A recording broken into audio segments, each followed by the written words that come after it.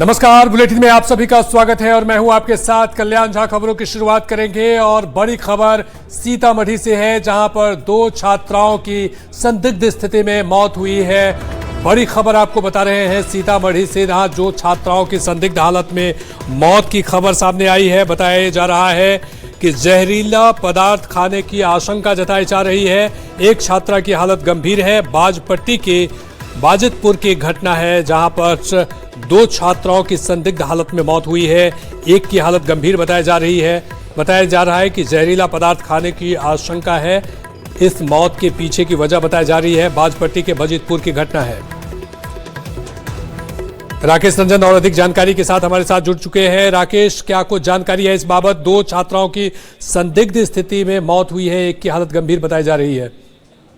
जी, मैं आपको बता दूं कि बाजपट्टी के बाजितपुर की यह घटना है। जो तीनों छात्राएं थी वो कोचिंग से अपने घर लौटी थी और अचानक उसकी तबीयत बिगड़ गई और आनंद फानंद में उसे बाजपट्टी जो सामुदायिक स्वास्थ्य केंद्र है वहां भर्ती कराया गया, जहां एक की मौत हो गई और दूसरे की गंभीर स्थिति को देखते हुए सीतामढ़ी सदर अस्पताल उसको रेफर किया गया, लेकिन रास्ते में दूसरे ने भी दम तोड़ दिया। और तीसरे जो छात्रा थी उसकी निजी नर्सिंग होम में उसका इलाज लगातार जारी है, लेकिन उसकी भी स्थिति गंभीर बनी हुई है। सीतामढ़ी सदर अस्पताल में पोस्टमार्टम कराने के लिए उनके शवों को लाया गया, लेकिन जो परिजन थे वो पोस्टमार्टम कराने से इनकार कर दिए। आप जिस व्यक्ति से बात कर रहे, तो ये खबर आपको सीतामढ़ी के बाजपट्टी थाना क्षेत्र के बाजितपुर गांव में कोचिंग से घर लौटने के बाद 3 छात्राओं की अचानक तबीयत बिगड़ गई। इलाज के दौरान 2 किशोरियों की मौत हो गई, जबकि तीसरी छात्रा की हालत गंभीर बनी हुई है। मृतकों की पहचान घनश्याम सदा की पुत्री सपना कुमारी और राम इकबाल सदा की पुत्री कोतरी कुमारी के रूप में हुई है। परिजनों के अनुसार तीनों छात्राएं कोचिंग से लौटने के बाद अचानक बीमार पड़ गई और बेहोश हो गई। कोतरी कुमारी की निजी क्लिनिक में इलाज के दौरान मौत हो गई। वहीं सपना को बाजपट्टी के पीएससी से बेहतर इलाज के लिए सदर अस्पताल रेफर कर दिया गया है।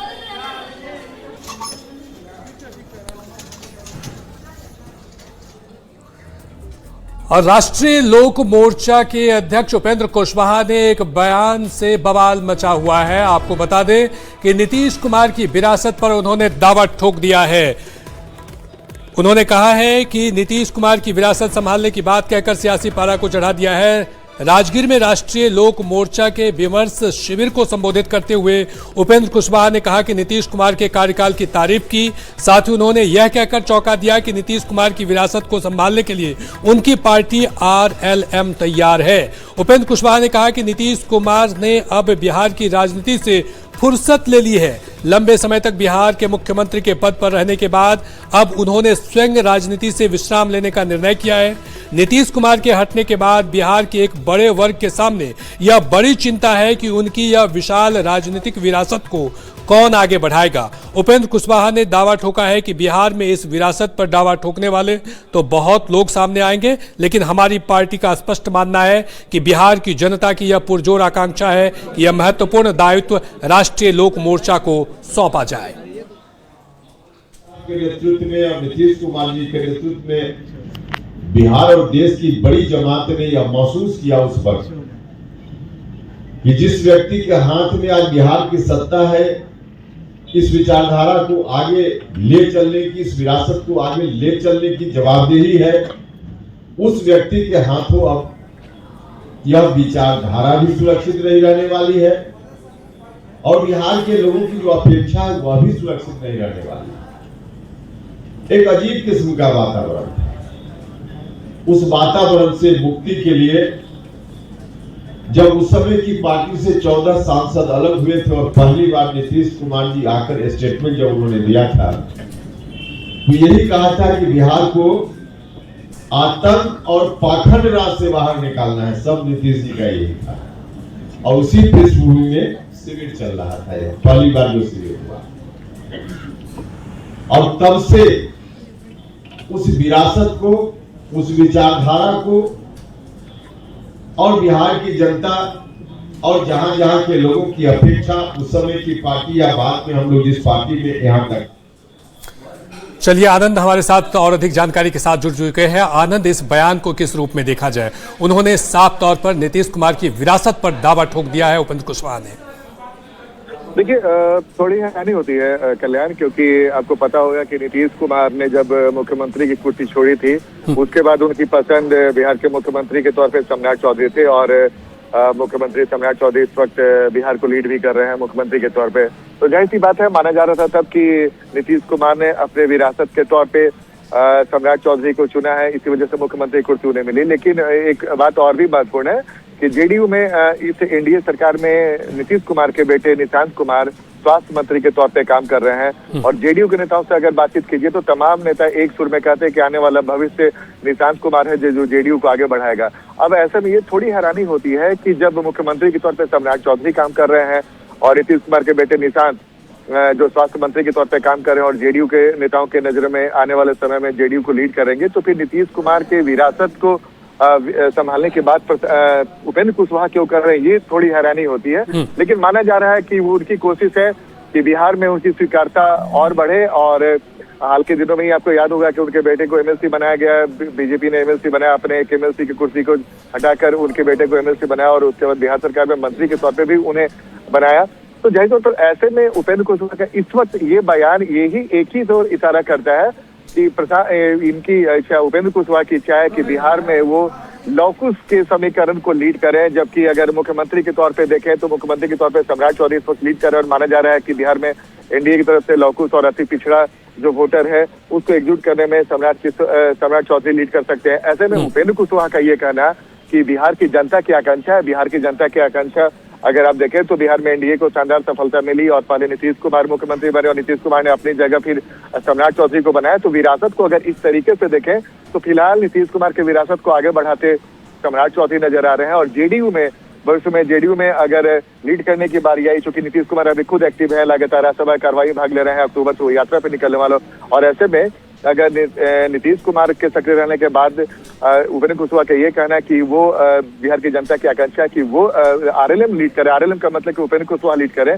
तो थोड़ी हैरानी होगी। इस बयान के कई सियासी अर्थ खोजे जा रहे हैं, लेकिन जेडीयू ने इस पर कड़ी प्रतिक्रिया दी है, मनोज सहनी ने इस पर कड़ी प्रतिक्रिया दी है और उन्होंने कहा कि नीतीश कुमार खुद एक्टिव है, निशांत कुमार हमारे आने वाले भविष्य। तो ऐसे में उपेंद्र कुशवाहा कैसे ये दावा कर सकते हैं, उपेंद्र कुशवाहा ही बता सकते हैं। बीजेपी भी ने इशारों में चुटकी ली है और साथ में आरजेडी ने भी कहा है कि भाई ये एनडीए परिवार की पार्टी है और उसमें इस तरीके से बातें हो रही हैं। तो जाहिर तौर पर बिहार की सियासत इस वक्त उपेंद्र कुशवाहा के इस समय इस बयान को लेकर ठीक है। आनंद हम वो बयान भी सुना देते हैं जेडीयू के जो बड़े नेता मंत्री हैं मदन सहनी ने, उन्होंने क्या कुछ कहा है इस बयान के बाद, वो हम दर्शकों को जरा सुना देते हैं। उपेंद्र कुशवाहा ने कहा है कि बिहार की जनता चाहती है कि नीतीश कुमार के विरासत को आरएलएम संभाले और आरएलएम के राष्ट्रीय अध्यक्ष के तौर पे खुद उपेंद्र कुशवाहा, यानी कि इशारे में उन्होंने नीतीश कुमार के विरासत को खुद संभालने की बात कही। हमारे साथ जेडीयू के वरिष्ठ नेता मदन सहनी मौजूद हैं। उपेंद्र कुशवाहा के इस बयान को कैसे देखते हैं सर? नहीं, उनके बयान को हम लोग कोई खास नहीं मानते हैं और वो व्यक्तिगत रूप से अपना इच्छा जाहिर किए होंगे, लेकिन जनता दल यू में ये साफ हो चुका है कि हमारे नेतृत्वकर्ता और विरासत भी कह सकते हैं संभालने के लिए श्री निशांत जी पूरी तरह से सक्षम हैं और सभी लोग हमारे पार्टी के जितने नेता हैं, चाहे कार्यकारी अध्यक्ष श्री संजय झा जी हो, विजय चौधरी जी जो हमारे मुख्यमंत्री जी हैं, तमाम बड़े नेता और कार्यकर्ता इस बात को डिसाइड कर चुके हैं कि निशांत जी ही पार्टी का नेतृत्व करेंगे और सरकार में भी स्वास्थ्य मंत्री हैं, अच्छा काम कर रहे हैं। यहाँ हमको नहीं लगता है कि किसी बाहरी व्यक्ति का या दूसरे दल के लोगों का आवश्यकता है और नेतृत्व करने में निशांत जी सक्षम है। हम लोग विरासत की बात क्यों कर रहे हैं कि नीतीश कुमार के विरासत को आरएलएम संभाले बिहार की जनता चाहती है? इस तरह का बयान का इस वक्त देने का अर्थ क्या हो सकता है? बिहार की जनता जो चाहती है वो सबको मालूम है और सिर्फ जनता ही नहीं बल्कि जनता दल यू के नेता भी यही चाहते हैं कि निशांत जी पार्टी का नेतृत्व करें और वही कर भी रहे हैं। इसलिए वो उनकी व्यक्तिगत राय है, इच्छा है, उसमें हम लोग बहुत ज़्यादा टीका टिप्पणी नहीं करेंगे, लेकिन हमको नहीं लगता है कि ये बिहार की जनता की भावना है और ये उनका अपना व्यक्तिगत भावना हो सकता है। बिहार के जनता को इस भावना से कोई लेना देना नहीं। बिहार की जनता निशांत जी को ही नेता मानते हैं। अभी भी नीतीश कुमार जी के बारे में जो बोल रहे हैं कि संन्यास या राजनीति से दूरी, तो अभी तो अक्टूबर से फिर से वो बिहार का लोगों के सेवा में जा रहे हैं और अपना दौरा करने जा रहे हैं, सभी जिला में जाएंगे। तो अभी राजनीतिक रूप से पूरी तरह से आदरणीय नीतीश कुमार जी सक्रिय हैं और रोज कहीं ना कहीं किसी न किसी कार्यक्रम में जाते हैं, इसलिए अभी वो संन्यास लेने वाले नहीं। तो ये था मतलब बिहार सरकार के मंत्री मदन सहनी। आनंद अमृतराज, न्यूज 18 नेटवर्क, पटना। तो उपेंद्र कुशवाहा के इस बयान पर राजनीतिक बयानबाजी तेज है। अब बीजेपी के नेताओं ने क्या कुछ कहा है इस बयान पर, सुनिए। राजनीतिक रूप से बिहार एनडीए के सबसे बड़े चेहरे का नाम नीतीश कुमार है और जदयू में तो उनका कद अनपैरेलल है। नीतीश कुमार जी जदयू के राष्ट्रीय अध्यक्ष हैं और अभी सक्रिय राजनीति में हैं। नीतीश कुमार जी माननीय सांसद हैं, राज्यसभा के सदस्य हैं। उत्तराधिकारी की बात तो तब आती है जब कोई बड़ा चेहरा राजनीतिक रूप से संन्यास लेने की घोषणा करता है। अभी वो वक्त नहीं आया है और जब वक्त आएगा तो नीतीश कुमार जी के साथी संगी, उनके राजनीतिक साथी, उनके दल के लोग इस पे विचार कर लेंगे और एक निर्णय ले लेंगे। वक्त आएगा तो सब तय हो जाएगा। बिहार में पिता पुत्र की राजनीति, विरासत की राजनीति, उत्तराधिकारी की राजनीति नंबर 1 पे है। ऐसी ही जेडीयू में नीतीश कुमार जी की उत्तराधिकारी बनने की लंबी लाइन बनी हुई है। उसी में अब कौन कूद पड़े? उपेंद्र कुशवाहा जी। उपेंद्र कुशवाहा जी, आप कहां से उत्तराधिकारी बनिएगा नीतीश कुमार जी की, जब आपने अपनी पत्नी को एमएलए बना दिया, बेटा को मंत्री बना दिया, बहू को मेंबर बना दिया। आप तो कम्प्लीटली परिवारवाद की राजनीति कर रहे हैं। इससे हंसी आती है आपके सपनों पे। और निशांत कुमार जी क्या करेंगे? ये पढ़े लिखे आदमी क्या कटोरा लेके राजनीति मैदान में घूमेंगे? अपने सपने अपने पास रखिए। चलिए बढ़ेंगे अगली खबर की तरफ और बात करेंगे बीजेपी के राष्ट्रीय अध्यक्ष नितिन नवीन की। राष्ट्रीय अध्यक्ष नितिन नवीन लगातार एक्शन मोड में है और अपनी नई टीम के साथ बैठक कर रहे हैं। आने वाले चुनाव और संगठन की मजबूती को लेकर के अपनी नई टीम के साथ पार्टी मुख्यालय में उनकी बैठक जारी है। बीजेपी के राष्ट्रीय अध्यक्ष नितिन नवीन की नई टीम के साथ मंत्रणा और परिचर्चा बैठक जारी है। बैठक में नवनियुक्त राष्ट्रीय पदाधिकारी मौजूद हैं। बैठक में बीजेपी के अध्यक्ष नितिन नवीन नई टीम का परिचय करा रहे हैं। बीजेपी मुख्यालय में आज 3 बैठकें होनी है। पहली बैठक चल रही है। बैठक में आने वाले चुनावी रणनीतियों और संगठनात्मक जिम्मेदारियों पर मंथन किया जाएगा। पीएम मोदी के सार्वजनिक जीवन के 25 साल पर देश भर में होने वाले कार्यक्रम को लेकर 12 बजे से दूसरी बैठक होगी। शाम 6 बजे तीसरी बैठक होनी है। बैठक में राष्ट्रीय पदाधिकारी और सभी प्रदेश अध्यक्ष होंगे। केंद्रीय गृह मंत्री अमित शाह के संबोधन की भी संभावना है। बैठक में आगामी कार्यक्रमों, संगठन की रणनीति और चुनावी तैयारियों पर यहां पर मंथन किया जाएगा। ये तस्वीरें हम आपको दिखा रहे हैं जहां पर नई टीम के साथ पहली बैठक हो रही है। 3 बैठक आज होनी है और तीनों बैठक की रणनीति अलग अलग है। पहली बैठक जो नई टीम बनी है उनकी परिचर्चा और उनके साथ मुलाकात, और दूसरी चर्चा प्रधानमंत्री नरेंद्र मोदी को लेकर के उनके व्यक्तिगत जीवन के, जो सार्वजनिक जीवन के 25 साल पूरे हुए हैं उस पर में बैठक होगी। उस कार्यक्रम को तैयार किया जाएगा देश भर में, और साथ ही साथ 6 बजे तीसरी बैठक होगी।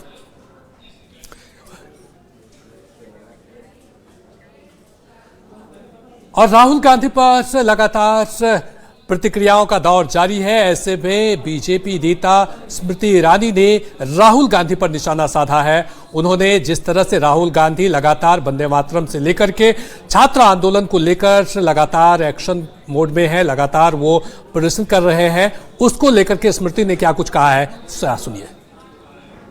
सुप्रीम कोर्ट को जो जांच कर रही है, किसको झुकाया कांग्रेस पार्टी ने? देश की संसद को, जहां पर देश के गृह मंत्री बार बार कहते रहे राहुल गांधी से, नेता विपक्ष से, कि आइए आप इस पूरे मुद्दे पर चर्चा कीजिए, मुझसे सवाल कीजिए, मैं हर सवाल का जवाब देना चाहता हूँ।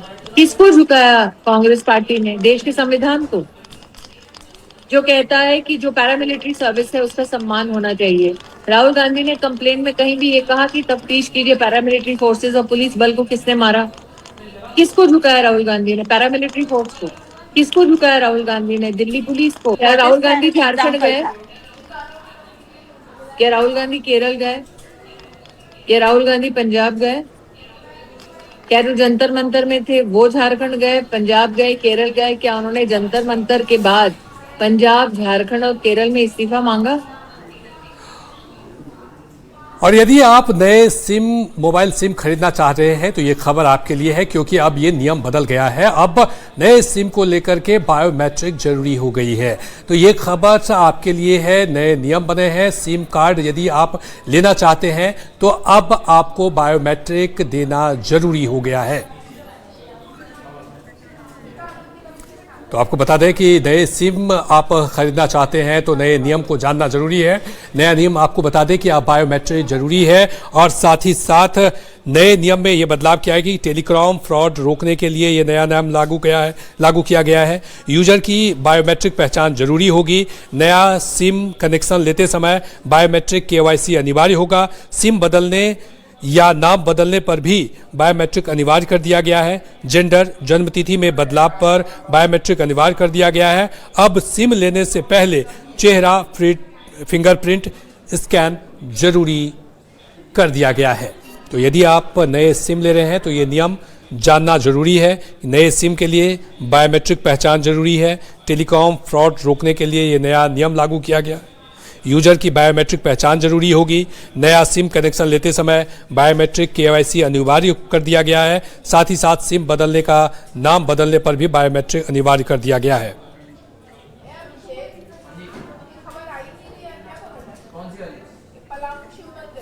और अगली खबर सरायकेला से है, जहां एथेनॉल से भरा एक ट्रक सड़क पर पलट गया है। ये बड़ी खबर आपको बता रहे हैं, जहां पर एथेनॉल से भरा NH 33 पर एथेनॉल से भरा एक टैंकर अचानक पलट गया।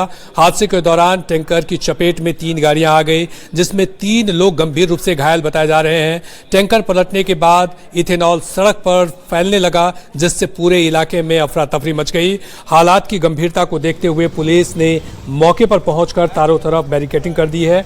बताया जा रहा है कि इथेनॉल को जर्किंग में भरकर सुरक्षित करने का प्रयास किया जा रहा है। तो ये तस्वीरें हम आपको दिखा रहे हैं, जहां पर NH 33 पर यह हादसा हुआ है। इथेनॉल से भरा एक टैंकर अचानक पलट गया। हादसे के दौरान टैंकर की चपेट में 3 गाड़ियां भी आई है। बताया जा रहा है कि इस हादसे में 3 लोग गंभीर रूप से घायल हुए हैं। सड़कों पर तेजी से इथेनॉल बहने लगा, जिससे पूरे इलाके में अफरा तफरी मच गई। हालांकि मौके पर पुलिस पहुंचकर बैरिकेडिंग कर दिया गया है। मौके पर बताया जा रहा है इथेनॉल को जारकिन में भरकर सुरक्षित रखने का प्रयास किया जा रहा है।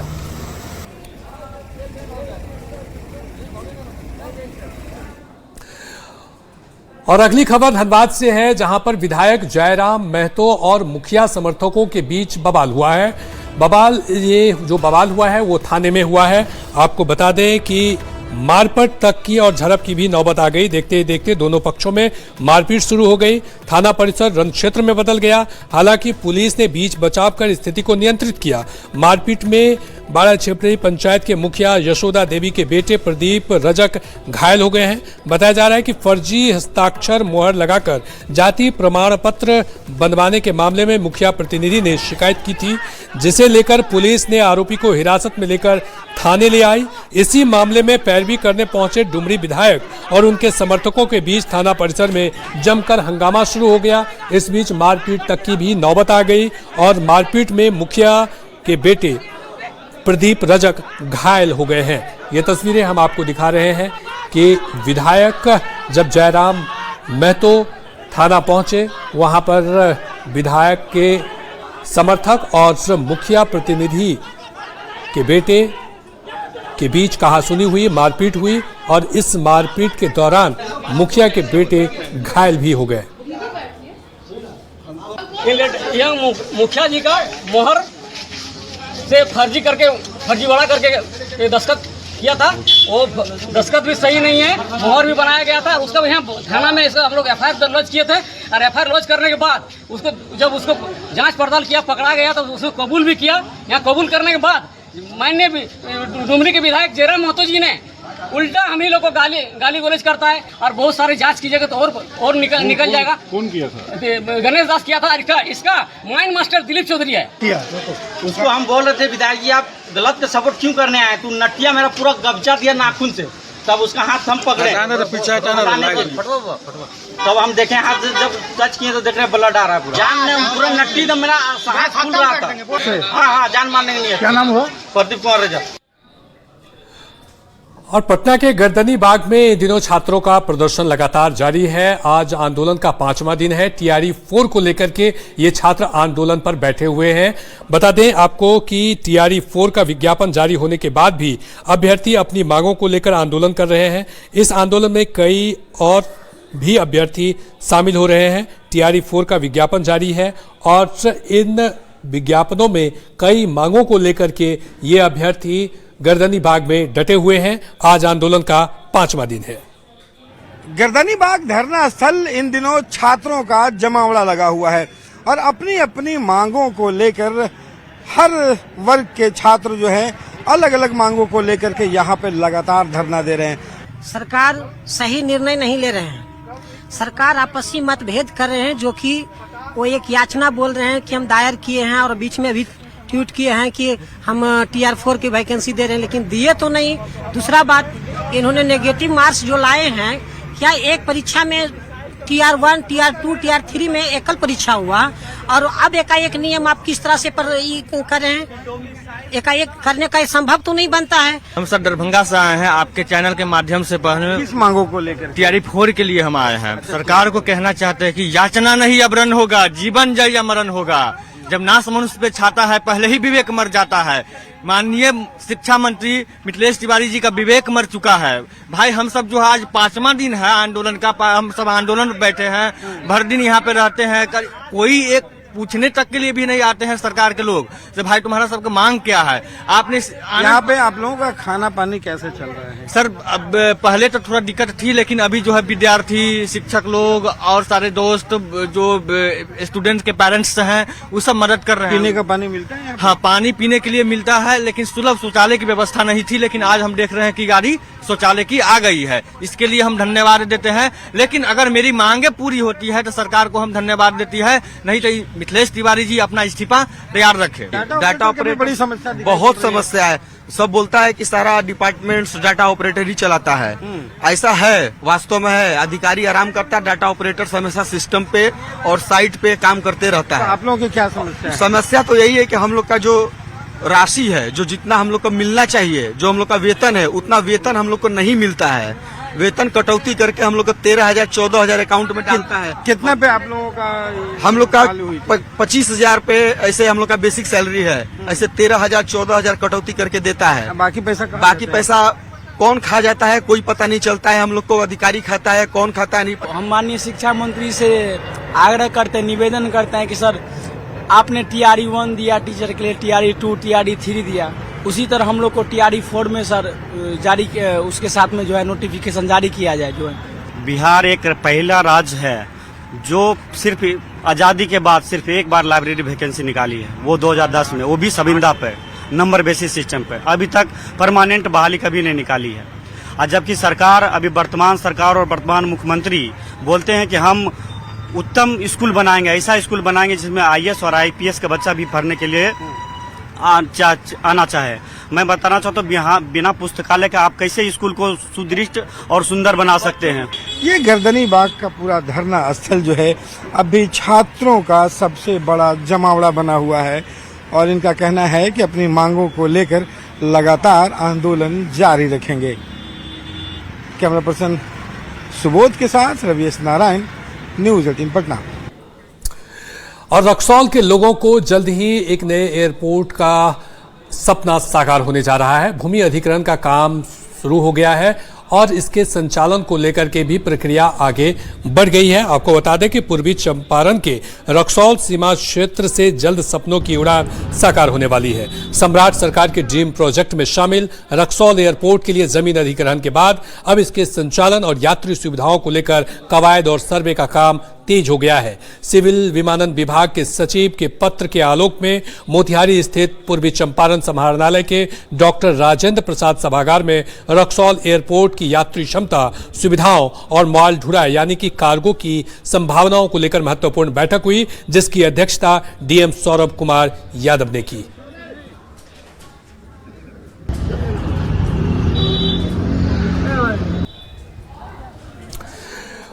और अगली खबर मुजफ्फरपुर से है, जहां पर एक जेवर दुकान में चोरी की घटना को अंजाम दिया गया है। ग्राहक बनकर आए लोगों ने इस चोरी की घटना को अंजाम दिया है। पलक झपकते ही 6 लाख की 12 अंगूठी गायब कर दी गई और आराम से चलते बने। घटना बोझा थाना क्षेत्र के सरफुद्दीन नगर बाजार के मंजू ज्वेलर्स की है। 2 युवक ग्राहक बनकर दुकान में घुसे थे। दोनों ने सोने की अंगूठी दिखाने को कहा। दुकानदार अजय शाह ने कई तरह की अंगूठी दिखाई। इस दौरान दोनों ने बड़ी सफाई से 12 अंगूठी गायब कर दी। दुकानदार का भरोसा जीतने के लिए सातिर ने 1000 रुपए भी एडवांस दिए थे और आराम से चलते बने। कई घंटे तक दुकानदार को इसकी भनक तक नहीं लगी। बाद में सामान का मिलान के दौरान दुकानदार के होश उड़ गए जब 12 अंगूठी गायब मिले तो जाकर उसने सीसीटीवी फुटेज खंगालना शुरू किया तो शातिर अपराधियों की करतूत सामने आ गई। दुकानदार की शिकायत के बाद पुलिस छापेमारी में जुट गई है। में दिखाइए दिखाने लगे, उसी कवद में वो पंडित कैसे खींच लिया, हम उस समय ध्यान नहीं दिए। फिर बाद में बहुत सीसी कैमरा देखता कहता कि कुछ सामान तोड़ कर सब से मिला हुआ, हम सामान पे मिलाते हैं। मेरा उठी का पंडित नहीं है, पूरा उठी उसी में है मेरा। पता नहीं क्या है कितना उठी के था। 10 जेंट्स था, 5 लेडीज उठी था उसमें। लगभग अनुमानित कीमत क्या होगा उसका? लगभग 5-6 लाख रुपया का सामान था मेरा। और इसी के साथ फिलहाल इस बुलेटिन में इतना ही। नमस्कार।